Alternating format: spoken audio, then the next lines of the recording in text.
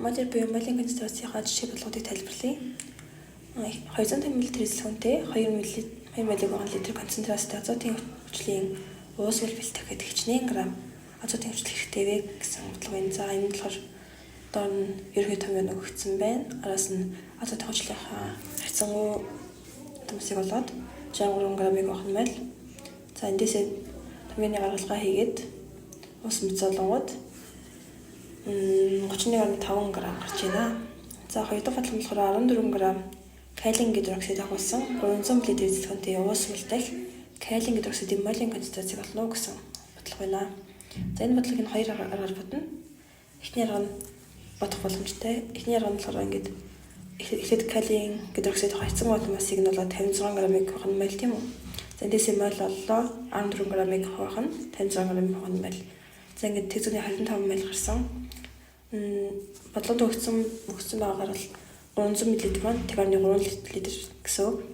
За ингээд зэдэнцүү энийг хуваах нь вэ гэд олонгууд тэгзүүний 83 мл литр гарч байна. За хоёр дахь арга нь болохоор одоо ерөнхий томьёонд орлуулад ботхоор 14 граммыг орчхын 1000 хуваах нь 56 граммыг хуваах нь байл орчхын 300 мл гэд бодгоо тэгзүүний 83 гарч байна.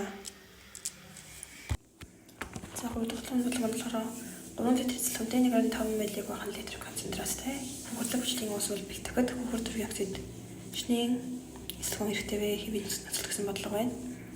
За энэ нь болохоор нэлээд мойл олно 1.5 мл литр орчим 3 литр гэдэг 4.5 мл гарч байна. За доор нь болохоор урлын гэртгэл манай өгсөн байна. За урлын гэртгэл ёсоор 1 мл ESO2-т 1 мл хөлөг хүчил байгаа юм бол 4.5 мл ESO2-т 4.5 мл хөлөг хүчил байна гэд. Маш их ESO3-ийнхаа мэлийг олчих юм.